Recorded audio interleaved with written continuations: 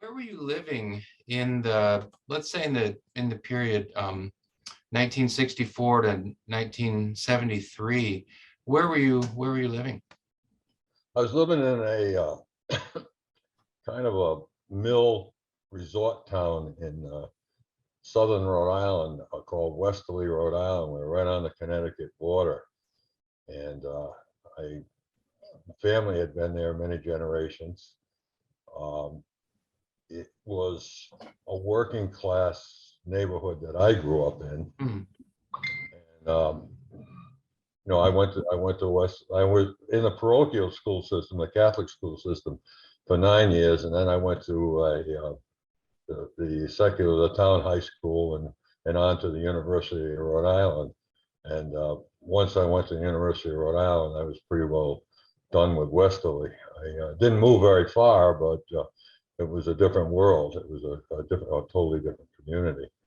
And in Westerly, in that period that you're talking about, at least until, let's say, 70, there was great support for the war.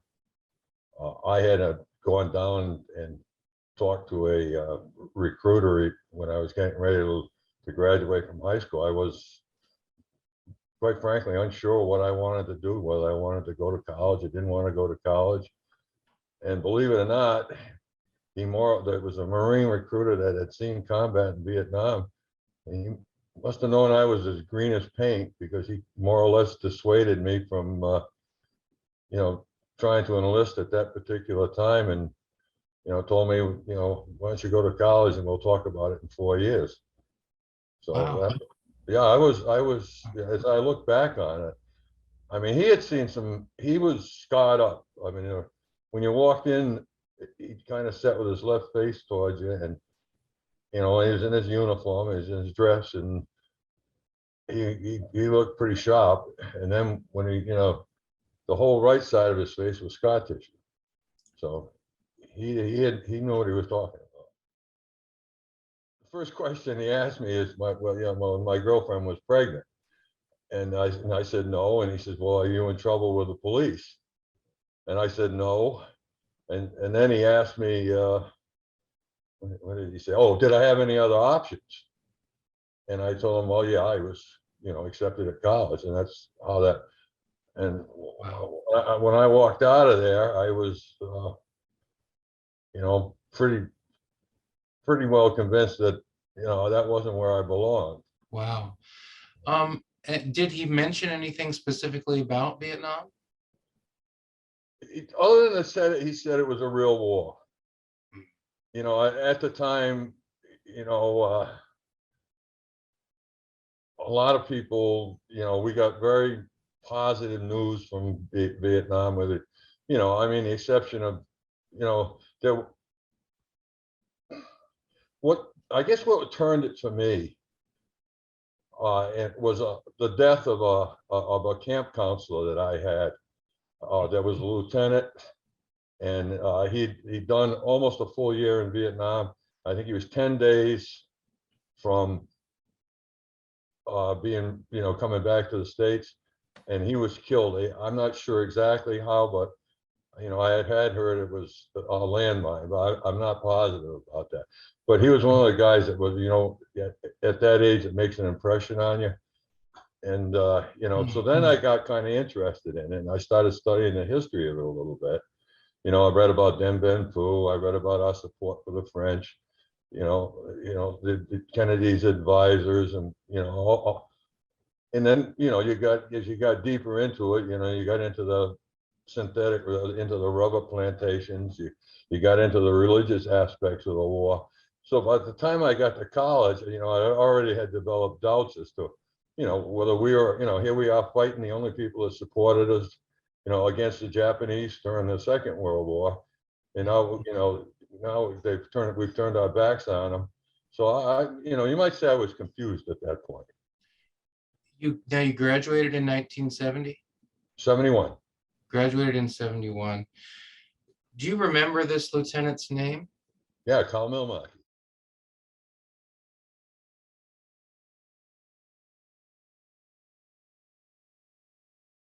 So when you went to go see this Marine recruiter, um,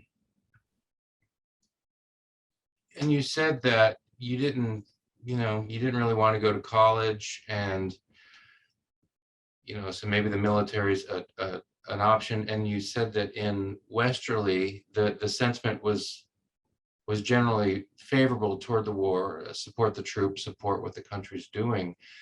Was there anything in your mind at that moment before you actually have this experience? Let's say you're walking into the recruiter's office before you had this interaction. Was there something in your mind that you thought, well, maybe I want to go to Vietnam, maybe I want to participate?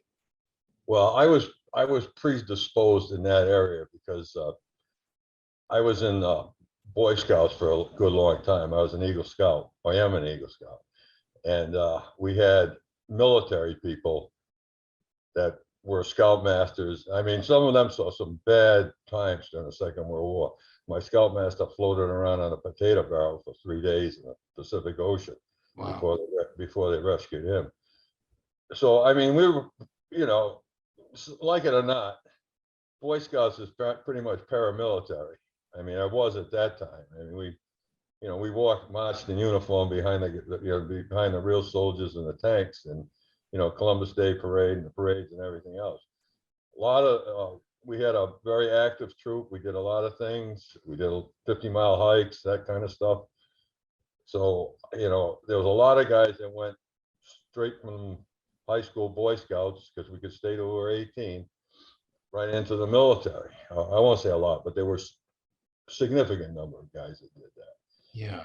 So I mean, I thought, I think that you were accorded, if you were, ranked scout, you were accorded certain things at that time. I can't remember, but somebody said you could almost get a corporal's rank to start with or something like that. So I mean, I was predisposed, to join the military. I mean, and then, then of course, like I say, I mean, that's not, he didn't trip the wagon. I mean, the more the more I looked at it, the less I liked it. The more I read about it, the less I liked it.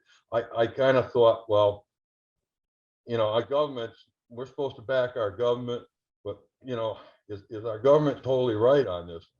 And there were starting to be protests. I mean, people were starting to stand up and say, this isn't right. What we're doing is incorrect. And was that taking place in the area where you lived? Were there more protests in the area where you lived? No, I didn't really see any protests till I got to the university. I mean, once I got to the university, it was an entirely different environment. Right. There were, and it started, and I became involved when it was a very small.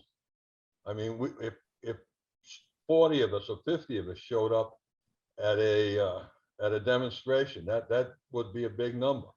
And we quite often, the frat boys would throw apples or something, or people would ride by, have less than nice things to say about you, and I mean, from there it developed until where the same guys that were throwing apples at you were standing next to you. I mean, yeah, I'm thinking of, you're right in that stage of your life when you're really beginning to, you're realizing childhood is ending. And yes. what am I going to do with my life now? That stage of your life corresponds exactly with, this growing sense in the country, whether we generally support or don't support what's happening in Vietnam, a growing sense of unease. You got the Tet Offensive, the year following, that's the bloodiest year of the war, the early 70s, moving into Cambodia and all of that. So just here's a question that I know you can't answer with certainty, probably because it didn't happen. But just, knowing yourself at that time, suppose that the Marine recruiter had been encouraging, had said, hey, the war in Vietnam is real. It's an opportunity to grow up. It's an opportunity to see the world. Suppose he had made what we think of as a more kind of traditional pitch. Do you think that you would have moved ahead? I would have had to battle my mother. My father would have gone for it, but I would have had to battle my mother on that one. And I'm not sure I could have won that battle. But yeah, I probably would have made a big difference. Would your mom have been resistant because, like all moms, she doesn't like the idea of her son going to war? Would that be the main thing, or would it be that your mom had her own reservations about the war? I think a little bit of both there. My mother was a highly intelligent woman.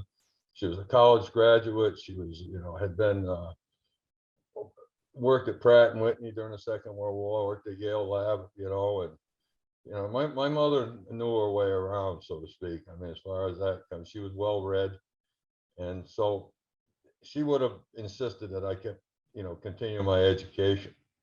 That would have probably been her primary motive, was just to see that I got an education. Yeah. I don't know if I mean, she and my father were both very pro-war. Well, I won't say very pro-war, but I'll say pro-war right up until Kent State. In 1970. Yeah, Oh, yeah. okay. It was a going home and discussing things with my father was not pleasant. And so, I walked into the house one time and, he said something. I said, "Look, Dad, we've been through this thing a dozen times now." He says, "No, no, no." He says, "You don't understand." He says, "That could have been you that was killed at Kent State." He said, "This has got to stop." And I said, my father said that, I said, "This thing is over." So When what, guys like him, when he says this has got to stop, does he mean the war? Does he mean the yeah, protesting? Does he mean both? no, he meant the war. That's what I figured he was talking about, the protesting, right? But he wasn't. He was talking about the war. He says, when they start shooting kids down in our country, he says, this has got to stop. And that was it for him. I mean, there was just no stepping back from it. He had made up his mind. Now, you went to the university. Was that the University of Rhode Island? Yes, sir. And so you mentioned joining demonstrations that certainly, compared to what we're going to see in Berkeley, what we're going to see in other places in the East Coast, is small, at least initially 40, 60 students. Could you just walk through your decision to join a demonstration for the first time? Why not just go to class, keep your head down, and so why what was it that motivated you to become active that way? Again, I got in trouble reading. I mean, was it Einstein? Somebody said something about it's not the perpetrators that, you know, cause the problems. It's the people that stand by and do nothing. Mm. So I felt that, okay, the first few I probably went out there was more for information, just to see, curiosity to see what it was like, right? Yeah. And then I got involved in it. I became a member of the Student Mobilization Committee to end the war in Vietnam, and I got active in that. And and as I went along, and I got more determined to stop it, the war, we ran a slate of candidates that took over the Student Senate at URI. The demonstrations we started going, we'd go over and we protest at the Newport Naval Base. We participated in we'd rent buses and we'd go down to Washington, D.C., and we'd participate in the demonstrations in Washington, D.C., some of which weren't all entirely peaceful. So, I mean, as you can see, as I'm going along, I'm becoming more and more radicalized. Never to the point of where I like, the demonstrations being called May Day, or some of the some of the crazy stuff that some people wanted to do. I never got that far out there, but I got to the point where I would stand up to a police officer. Meaning a police officer wants you to move back and you'll stand your ground or something like that? Yeah, maybe even a little bit more than that. We're getting chased down the street by one of them or a couple of them and clothesline one of them off of his Vespa, you know, and, we've been break out of a confinement area. We were carrying a telephone pole across the street in Washington DC to drop it to disrupt traffic. And we got arrested, so to speak. And, no, they never got our names or anything, but they herded us into a parking lot. There's 200 of us in the parking lot, and 10 police officers guarding it. And I said, well, I don't think they can get us all. So we made a break for it. And, that's what happened. I mean, it got, throwing gas canisters back at them. It was not, certainly things that you deserve to be arrested for. And would have been arrested except for a black woman in Washington D.C. She saved our butts. I mean, How so? well, after I liberated that guy from his Vespa, they were really pretty upset with us, and we're just running. And this black woman says, "In here, in here." Well, it sounded good to me. So we go running in the door, and we're in her apartment with her family, and her husband's sitting there watching this going on TV. And he says, I never thought you white boys had any balls until I watched you today. And meanwhile, she steps up and fills the entire doorway, right? And the police officers are out there. And she said, no, there's nobody in here. It's just my family. And so, they call for backup. And now we got a contingent out on the lawn, including some guys with a lot of scrambled egg on their helmets, on their hats. And they walk up and they say, okay, let's go. And they said, they're right in there. They're right in that room. He says, look, the last thing we need is a racial disturbance today on top of everything else we got on. He says, let's go. So they took off. Husband says to us, he says, I'm going to go out. I'm going to get my car. He says, you two lay on the floor in the back seat. And he says, and don't show your white faces until I tell you to. So he drove us 2 or 3 blocks, let us out, and we were off again. So that's what saved me from being locked up the day they locked up thousands and thousands of people. What was your mindset? And here I'm asking a question really about context and how context, how an individual's mind can be shaped by what's happening in context. And I'll give you, just an example from Vietnam. Talk to Vietnam veterans who say, they're just describing what life is like in Vietnam. And with the Viet Cong, you don't know who's friend or who's foe. The guy who seems to be the nice barber on base by day, turns out, we discover, is Viet Cong. And so you get to this place where you don't feel like you can trust any of them. Now you're in this situation where you don't feel like you can trust any Vietnamese. It doesn't seem how nice they are. You're in the position of having a lot of power. And so that can lead then to you doing things that you look back and realize that by acting the way we did in some circumstances with Vietnamese people, we actually helped the Viet Cong cause, right? And we can think of a lot of examples of that. And so the person looks back on that and says, well, I understand why I did that, but in retrospect, I can see that, it was not helpful. When you're looking back on the demonstration, because we're not talking about now, standing in front of the Pentagon with a sign, we're talking about, something that's, as you use the word, much more radical. Although, as you also say, though, that, it doesn't sound like you're heading out to the fringes of the radicalism and the overtly violent stuff that might be going on. But when you look back on that now, you know, what are your thoughts about that now? Do you look back and say, well, maybe in some respects, although generally I'm glad to have done what I did, in some respects, maybe there was something a little counterproductive there. Do you have that sense at all? I don't want to assume that you do, but do you have any of those senses at all? No, I don't. I'm absolutely proud of what my participation in the war, anti-war movement, and uh, you know, it's a strange thing happened to me rather recently. You know, I mean, I don't hide my feelings. I don't attack. I have nothing but respect for the combat veterans.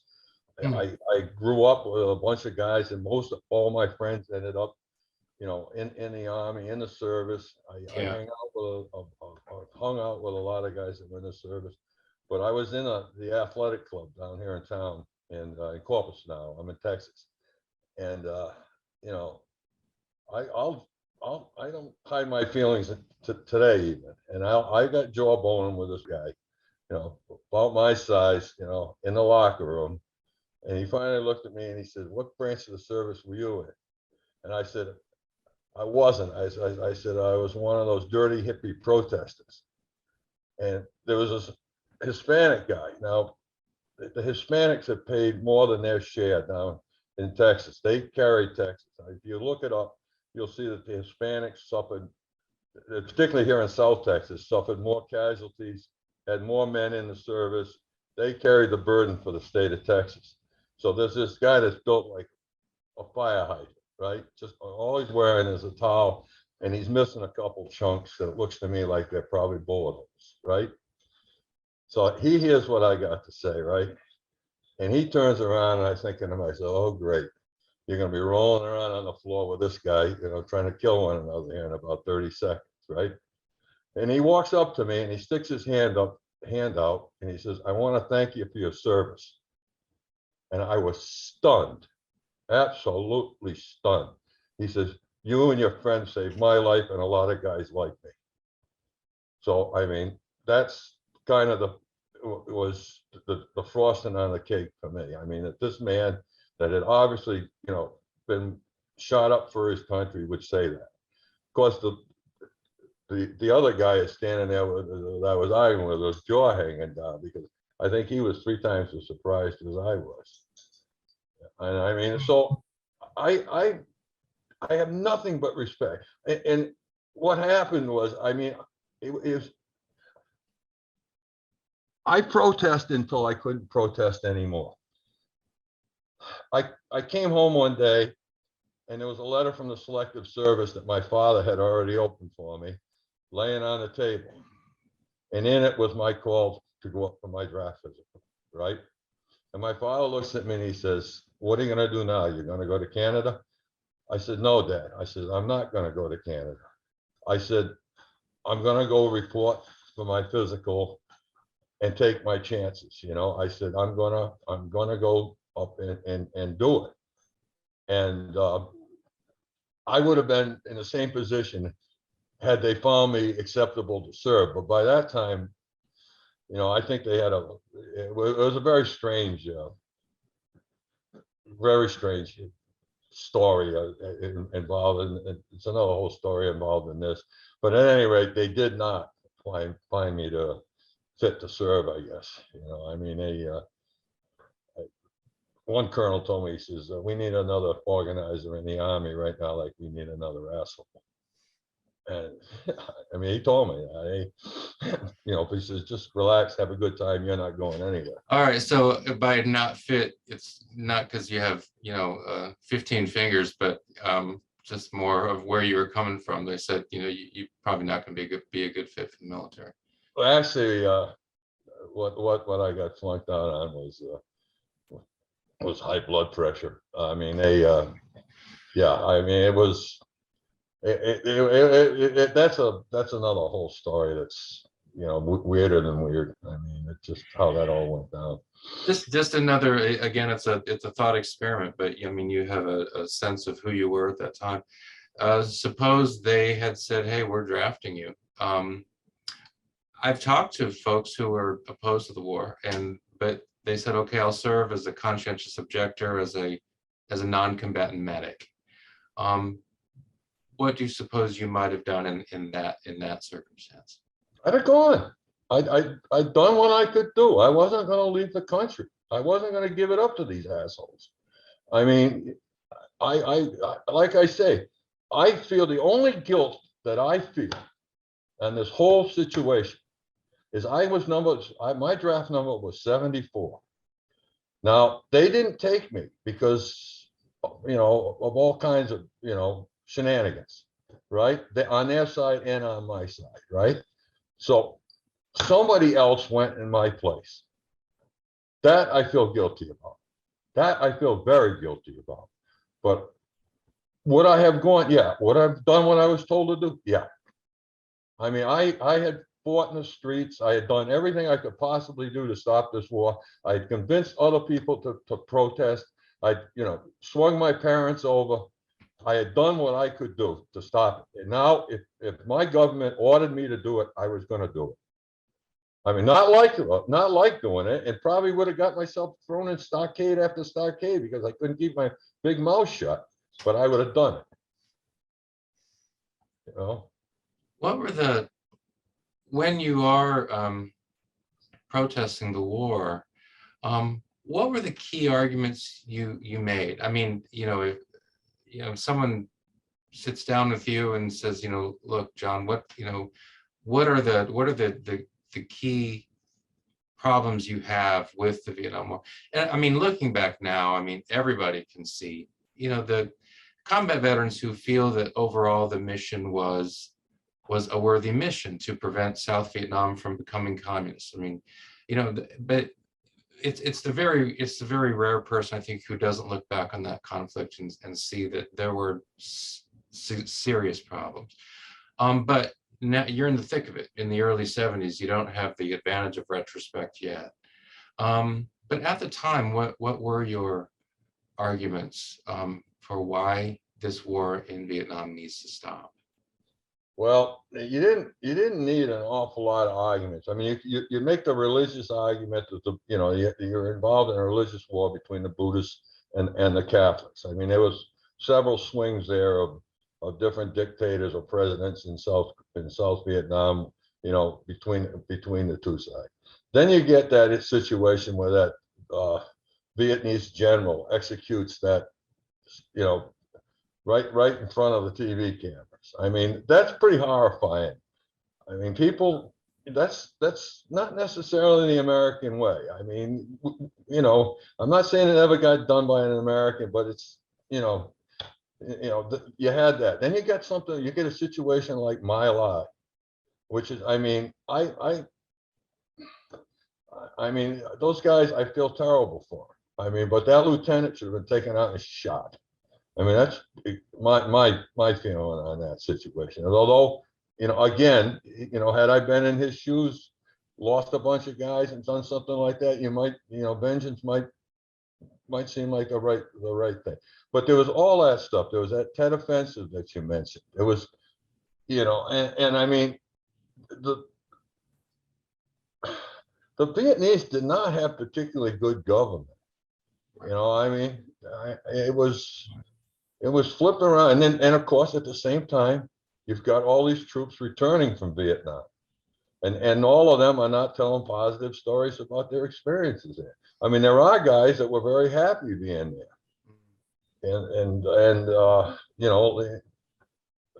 I know a guy that all he did was play tennis the whole time he was over there. Right, a rare echelon guy. Did you have any interactions with Vietnam veterans against the war? These Vietnam vets who came home and joined the protests? Yeah, yes, I did. I mean, most of those guys were, I participated in demonstrations with them. They were, they did not have a lot to say, most of them. I mean, if you got a few beers in them, you might be able to get some of their experience. Same thing with the friends that I grew up with.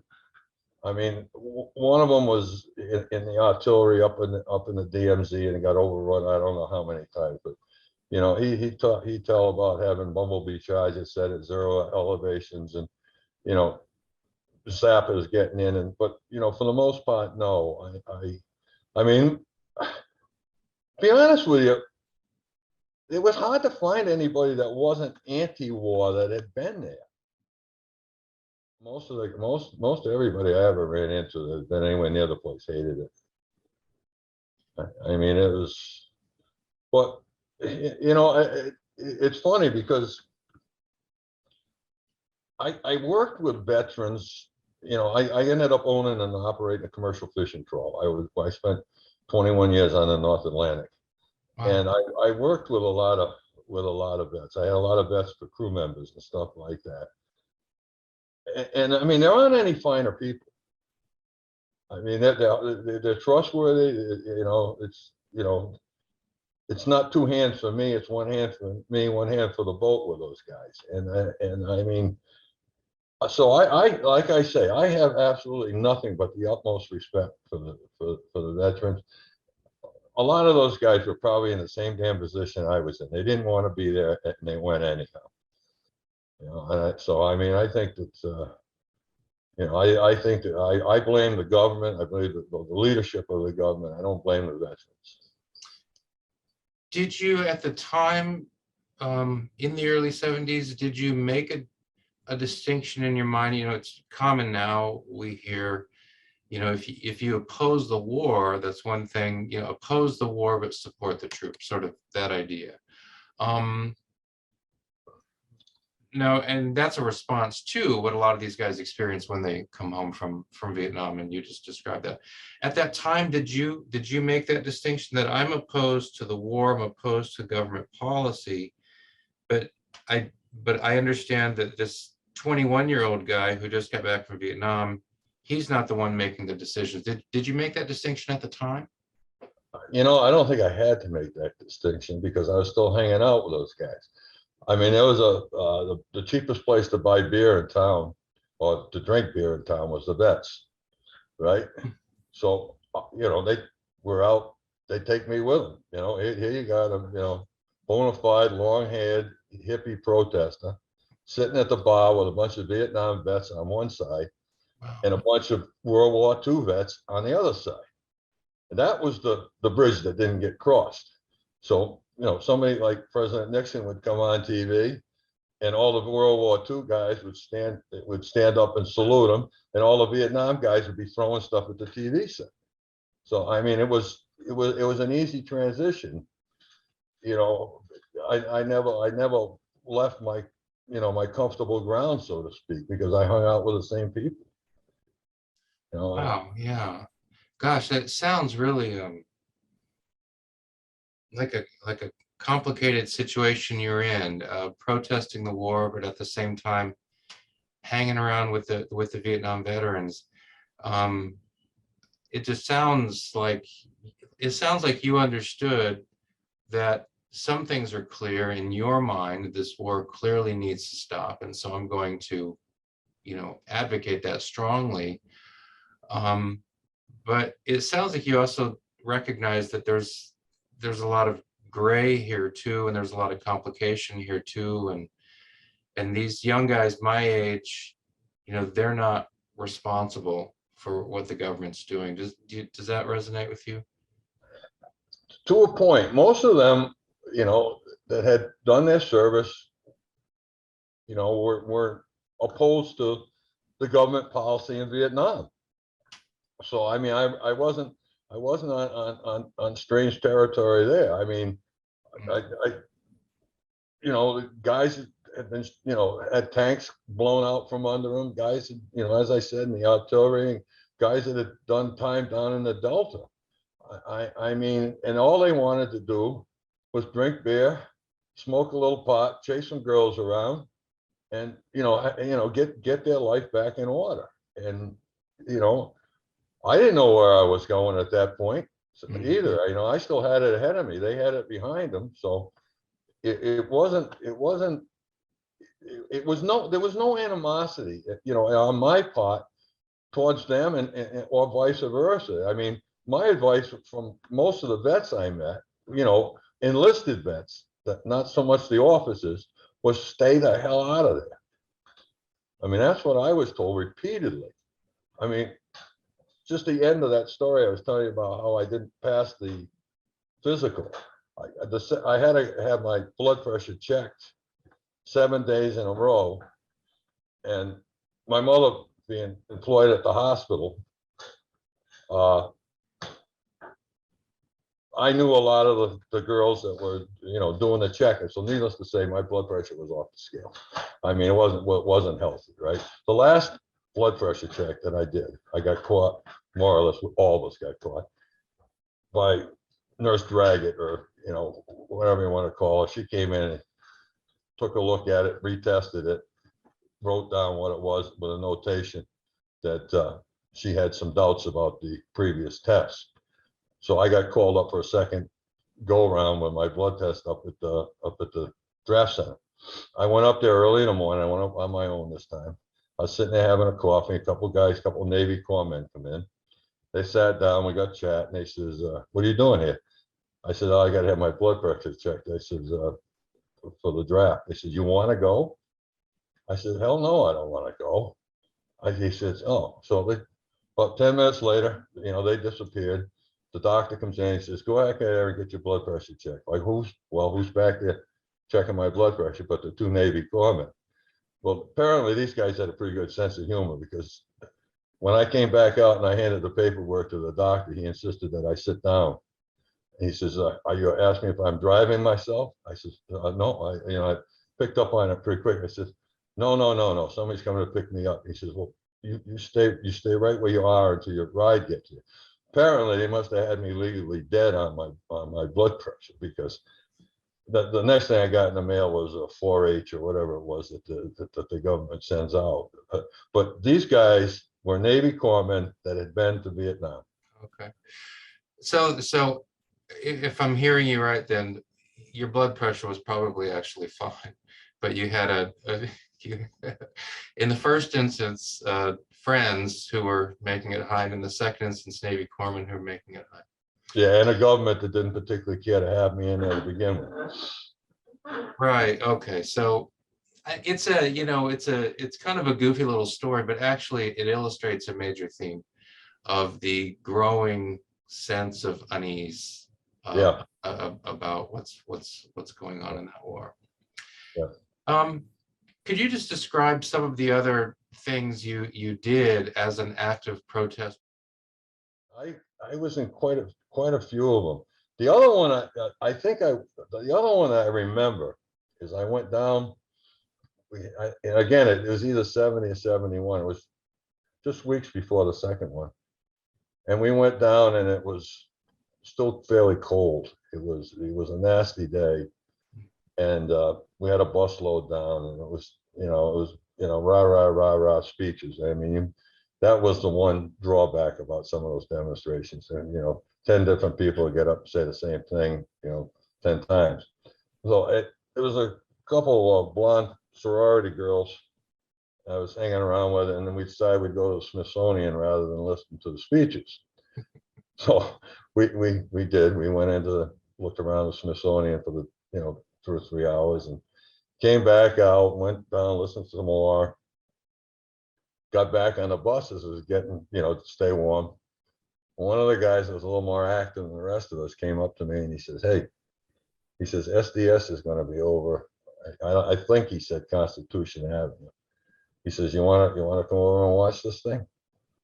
So I said, "Yeah, I'll go over with you." So, I haven't been a Boy Scout. I had a first aid kit with me. I had one of those, Army issued first aid kits. So it's getting dark. It's coming on 5 o'clock-ish or something, and it's getting dark. And I look down the street, and I see, buses pulling up with a Washington Tactical Squad in them. And I look, and there's a bunch of guys in football helmets and shoulder pads that obviously on our side. And there's a CD truck on the side there with I'm going to call them mortars. I'm probably wrong, but to discharge them. So at any rate, I hear this small blonde girl walking down the street. I mean, she couldn't have been any more than, I don't know, 5'2", 5'3". And she's carrying a Boy Scout hiking staff. I mean, I don't know if you remember ever seen the old fashioned Boy Scout, but they were a substantial piece of wood. And guy on one of the, I think there were 1,100 Hollies they had, the police officers had. And he's going, and as he's going down the street by her, she turns and she shoves that walking staff into the front spokes of that bike. Well, she goes right around it, like, flips right around that thing down on the concrete. The bike goes up on his nose. The officer goes off the bike and goes skidding across the street. And of course, if you've been in Washington, they got those big high curves. And his helmet kind of dislodged, and he went into the granite. So I saw this and I said, "Oh shit!" So she was, moaning and groaning, and I thought, "All right, well, you got what you deserve." And I looked over, and you could actually see the blood coming out of this officer, right? So I went over and I put a compress on him, and I just held it there until his own ambulances arrived. So they let me go. I mean, they just said, "Get out of here." And so we went off, and about now things are starting to heat up a little bit. And this CD truck, I had a pair of leather gloves, and the CD truck is starting to fire these CS canisters of tear gas. So, the guys are telling me, pick them up, throw them back. So that's what we're trying to do is pick up, because they haven't completely, ignited yet. I mean, it's just, it takes us a few seconds apparently for one of those things to kick the ends out. So it was going quite well until one went off between my feet. And, all we had was boric acid and handkerchiefs. I mean, and that wasn't good enough. I mean, I caught a good dose of it, and that was it. One of the other guys managed to get me back to the bus, but I think that was the last illegal action that or maybe not the last, but that was another illegal action I participated in. Was that because things were winding down and there was less of a need to protest, or was it that we're opposed to the violence in Vietnam, but what this young woman just did to the police officer, that's a form of violence too. Was that what kind of made you? It sounds like you maybe backed away a little bit. No, I didn't. No, it wasn't a matter of backing away. It was a matter of reality setting in. I was getting ready. I was graduating from college. Mm. I knew that for that number, I was going to be called on to. I was going to be one of the guys that got called up.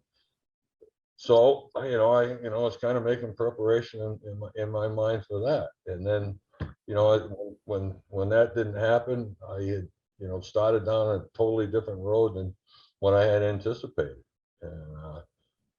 And Vietnam was wrapping up then. I mean, it was to the point where they were either going to have to, start shooting a lot. I mean, you had Kent State, you had Jackson State. It was getting to the point where you were going to have one of those a week, or you were going to find a way out of Vietnam. And I mean, that's what happened. I mean, the peace talks, that sham, and it wasn't. I mean, it wasn't a happy day for anybody. I mean, I was glad that the war was over, but it had caused an awful lot of pain, an awful lot of places. And as I grew older, long after the war, I got to see some of the effects that it had on the people that had participated in it. I'm not sure that it didn't change the direction of my life, but it certainly didn't affect my life like I volunteered rather at a food kitchen, and there are a fair amount of guys my age, vets that, of course, my age group is dying off pretty quickly, particularly the guys that didn't get particularly good care. So I mean, you don't have to look very hard to see it even today. I mean, you see the effects of this war had on people, and it created a distrust of government that I don't think we've ever overcome. Well, that's it. I was going to ask you, clearly it had an impact on people. The way I was going to pitch the question is, do you think in some way the Vietnam War is still going? And by that, I just mean the impact of that. There's this idea that if you really want to know what happened, you've got to wait about 100 years when you can look back with some dispassion on things. Do you feel that in some way, and the impact that the war had on generations, the feelings that are still there? You described this incident that took place in the locker room. I mean, is the Vietnam War in some sense still going? It's funny you ask that question, because there are certain areas of the country, like down here in Texas, I'd almost say, yeah, there is an animosity towards people that didn't participate in it, but back in Rhode Island, where I spent most of my life, the veterans up there made a conscientious effort to reach across that divide and build a bridge that would bring us, non-veteran protest types, hippies aboard. I mean, the best example I can give you is I got asked to join the Rotary Club. Now, that's a pretty big step from, being in student mode. And I said to a couple of the guys, I said to them, you guys have got no idea about my history. And they said, oh yeah, we do. We probably know more about your history than you do. He says, that's why you're being invited. And, I ended up there's a small club, 100 people. I ended up being president of that club after 20 years or so. And by that period, it was a very successful club. I mean, we raised a lot of money for charity. We did a lot of good work. It got to be 50-50, and everybody got along. And they tell their stories, we tell our stories. I mean, it was very, very good. Guys that reached out to you, some of them were World War II guys, some of them were Korean guys. One of the guys that served just ahead of me was in Saigon in the embassy when it got evacuated. So I mean, I think it depending on where you are. I think that there's probably certain animosity, but the other thing I've discovered is the combat veterans. They very seldomly have anything negative to say to anybody. It's almost like anybody that has faced great danger in their lives is not in a hurry to put somebody else in it. Whereas a male clerk, those son of a bitches, they should have, shot them all. But the guys that actually were out there getting shot at, that like I say, that faced the great danger, the pilots, the guys that had to land on the carriers, that kind of stuff, they don't seem to hold any animosity towards anybody. I mean, I'm not saying there aren't some, but Right. it's not very prevalent. I'm imagining I'm imagining veterans from different parts of the country. I'm imagining this young woman you described who puts the Boy Scout walking stick into the spokes of the motorcycle and injures the police officer. And I'm imagining pulling all these folks together in one room and just discussing the topic of how we just kind of have a certain fellowship around this disaster that unfolded in the country. And it unfolded in different ways. For the guy over there, it unfolded in I Corps you know, in northern South Vietnam. For that guy over there, it unfolded in the, you know, the tensions that came with protests in the war. In her case, it sounds like maybe things went too far, and you know, she's actually now just attacking a police officer and injuring that person. But as we look back on it, we can all see that we were just all together in this disaster, and we responded to it in different ways, and in maybe in some instances contradictory ways. But the one thing we have in common is that we're all stuck together in this disaster that unfolded across the country. I'm just interested in your response to kind of that formulation. Well, you know, I've certainly sat down with a lot of vets. I've also had, you know, I'm not, obviously, I'm not the only one that ever protested the war, although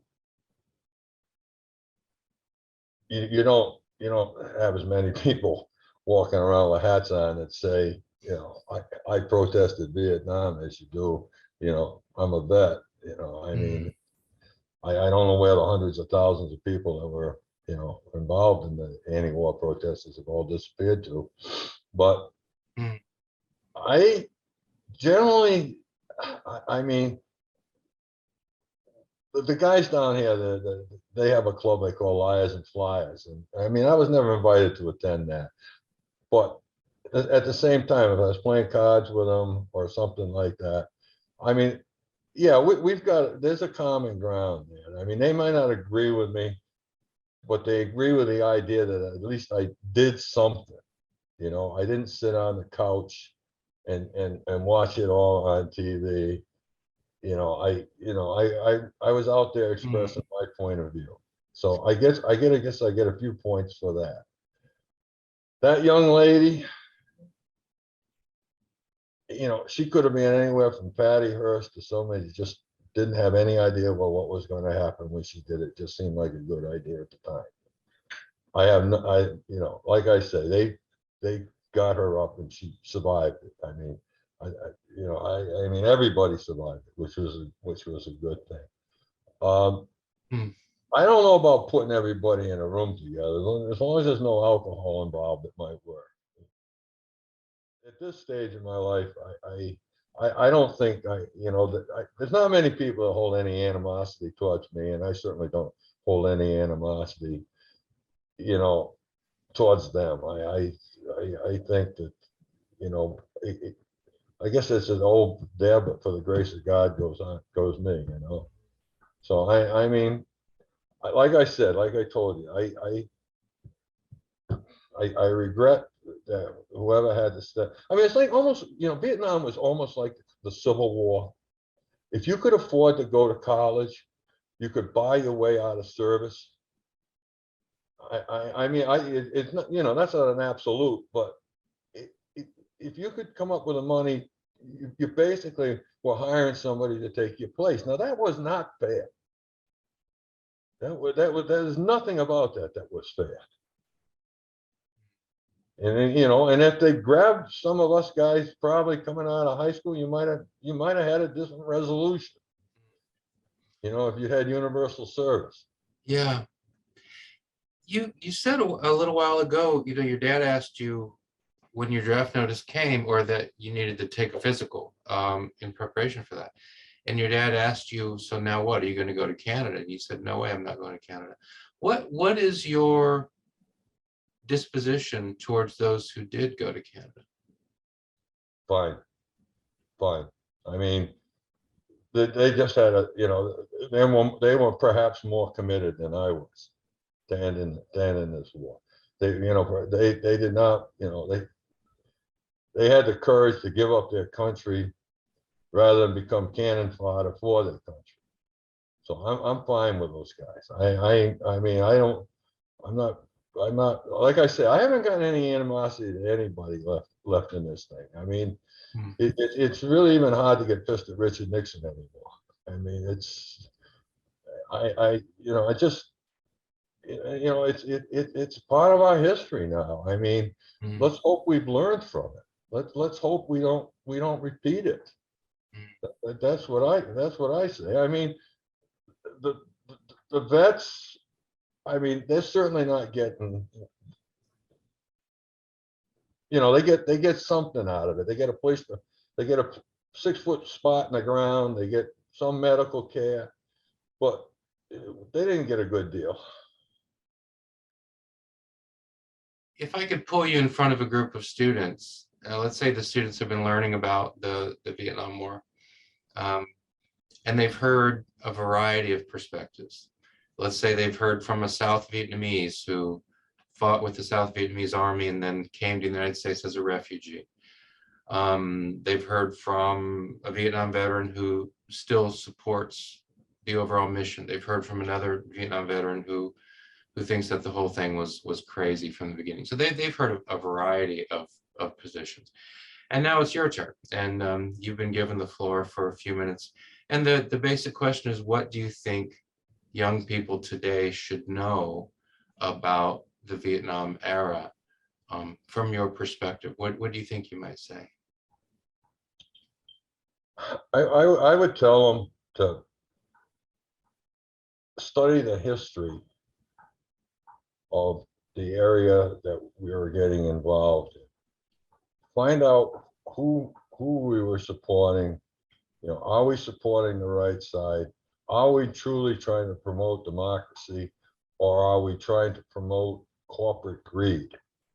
Are we involved in a religious conflict? Take a look at all aspects of this fight that we're getting ourselves involved in. Is it a just cause? I think that would be my primary, emphasis. Are we involved in a just cause, or are we just promoting, Vietnam, everybody promoted the domino theory. If Vietnam falls, Thailand's going to go, Cambodia is going to go. The government propaganda. I mean, you've got to understand that the government is going to promote their view and only their view. So you have to educate yourself. That would be my message to the students: is to educate yourself before you get involved in something like that. I mean, there's only so much you're going to be able to do as a human, as an individual. You're going to have to, most of the time, the only way you're going to win your side of the argument in something like Vietnam is involvement of a lot of people that agree with you. And I mean, if you feel strongly enough about it, support, not only support it, but participate.